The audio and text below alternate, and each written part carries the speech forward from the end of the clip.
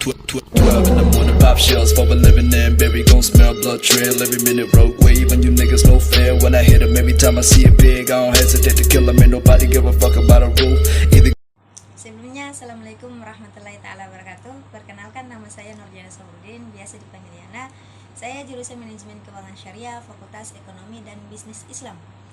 Sebelum kita mempresentasikan hasil makalah saya, izinkan saya untuk salam terhormat kepada dosen pembimbing mata kuliah Sistem Informasi Manajemen. Di sini saya akan mempresentasikan hasil makalah saya dengan judul Strategi Seorang Manajer dalam Menerapkan SIM di Perusahaan PT Gudang Garam.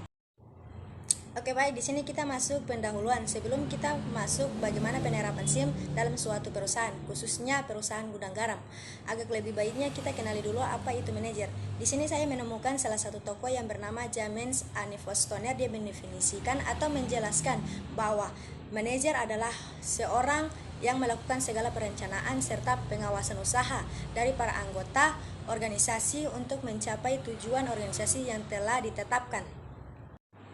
Dan ada juga pendapat lain yang penulis ambil, yaitu KBB menjelaskan bahwa manajer adalah satu orang yang mengatur pekerjaan atau kerjasama di antara berbagai kelompok atau sejumlah orang untuk mencapai tujuan. Dari sini penulis simpulkan bahwa seorang manajer sangat berperan penting dalam perusahaan dan mempunyai tanggung jawab yang begitu besar. Bahkan tercapainya tujuan perusahaan tersebut tergantung pada tanggung jawab dari seorang manajer tersebut. Nah, lalu bagaimana strategi seorang manajer dalam menerapkan SIM di perusahaan, khususnya perusahaan gudang garam? Seorang manajer harus bertanggung jawab mengawasi seluruh kehidupan teknologi informasi dan kinerja kerja dari suatu organisasi atau perusahaan gudang garam. Mereka mungkin bertanggung jawab Departemen Gudang Garam, tetapi kemudian bertanggung jawab atas beberapa departemen, tetapi kemudian bertanggung jawab untuk mempekerjakan dan mengelola kontraktor luar.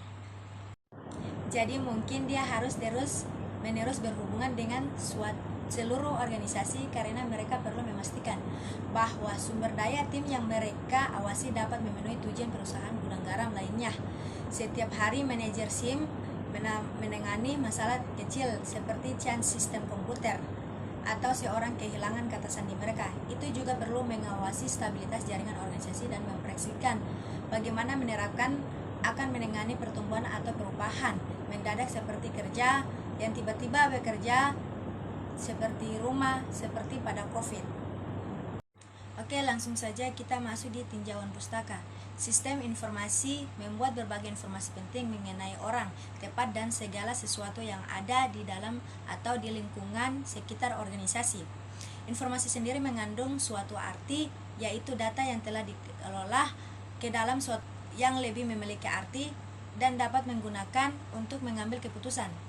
Data sendiri merupakan fakta-fakta yang mewakili suatu keadaan, kondisi, atau peristiwa yang terjadi atau ada di dalam atau juga ada di lingkungan fisik organisasi.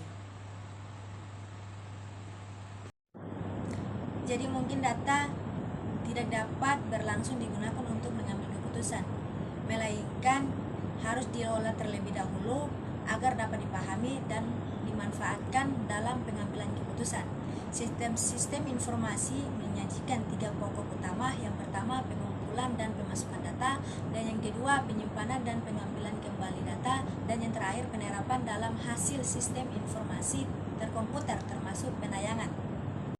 Jadi di sini kita akan masuk pengertian SIM, Sistem Informasi Manajemen. Menurut O'Brien, sistem informasi manajemen merupakan kombinasi teratur antara Poplen, hardware, software, Newton, dan data research. Kelima unsur ini disebut komponen sistem informasi yang mengumpulkan, merubah, dan menyebarkan informasi dalam organisasi. Nah, mungkin itu dari beberapa pembahasan. Yang pertama, pendahuluan, tinjauan pustaka. Di sini kita akan masuk metode penelitian. Yang pertama, gambaran umum PT Gudang Garam.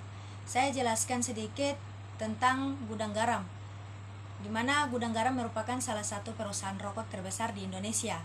Berdiri di kota Kediri pada tahun 1958, berawal dari merek-merek rokok terkenal seperti Gudang Garam Merah, Surya Pro, dan Gudang Garam milik Sever.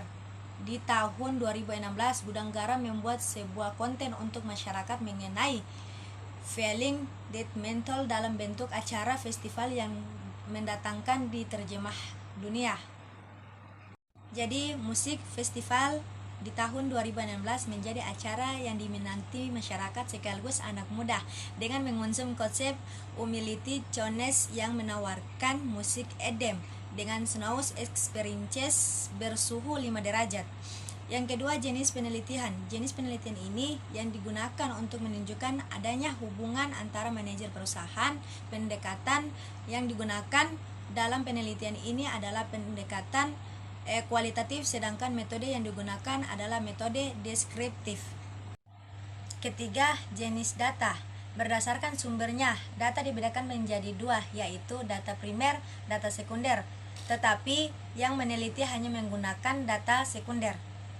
Dan yang terakhir, data sekunder. Data sekunder adalah data yang telah dikumpulkan untuk maksud selain untuk menyelesaikan masalah yang dihadapi. Data sekunder dalam penelitian ini berupa penelitian terlebih dahulu media online. Oke, mungkin itu dari hasil presentasi saya hari ini. Saya minta kepada teman-teman jangan lupa like, subscribe, dan komen, dan juga bagikan ke grup kalian ataupun teman-teman kalian. Salam perjuangan anak manajemen. Assalamualaikum warahmatullahi wabarakatuh.